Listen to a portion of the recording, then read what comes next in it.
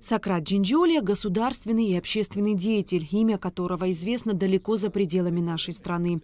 Он стоял у истоков Абхазского национально-освободительного движения, зампредседателя Верховного Совета Абхазии, министр иностранных дел, премьер-министр, спикер парламента. Где бы ни трудился Сократ Рачевич, он всегда являлся образцом честного служения делу, порядочности и верности своему народу.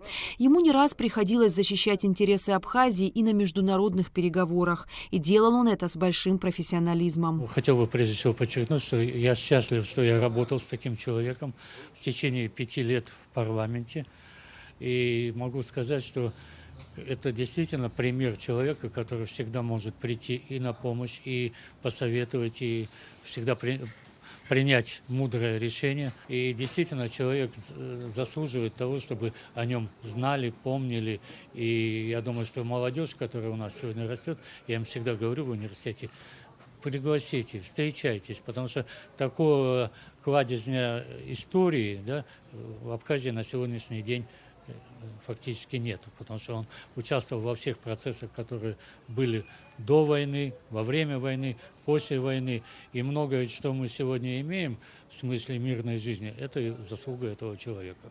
Жизненный опыт, знания и политический талант Сократа Джинджолия и сегодня востребованы обществом. Со дня создания Общественной палаты он является ее членом, оставаясь в центре всех происходящих в стране процессов.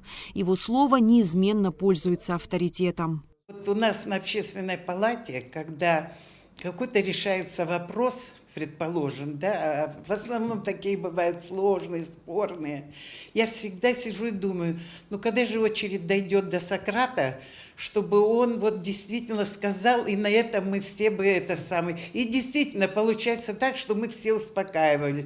Его слово было последнее. Это очень мудрый человек. Какие сложные должности он занимал в те тяжелые времена, когда вообще никто с нами не считался. И везде всегда Сократ Рачевич, он достойно нас представлял. Много теплых слов прозвучало в адрес Сократа Джинджолия в Общественной палате. Коллеги вручили ему памятный подарок. На поздравление юбиляр ответил с присущей ему скромностью. Не я один, а все принято называть командой, а, собственно, это была не команда, а единомышленники.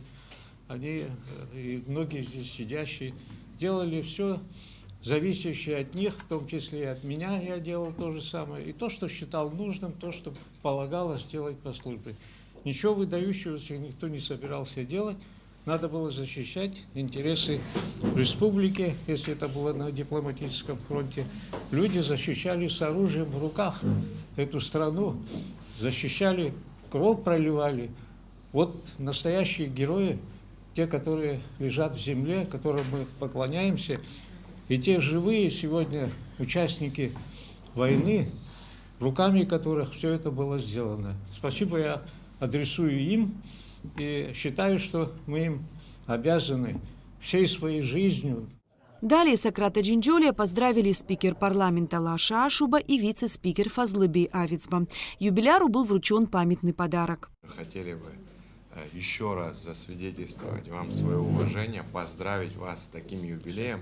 Мы горды тем, что один из основоположников абхазского государства сегодня наш современник, что мы продолжаем дело, достойно начатое вами и вашими соратниками.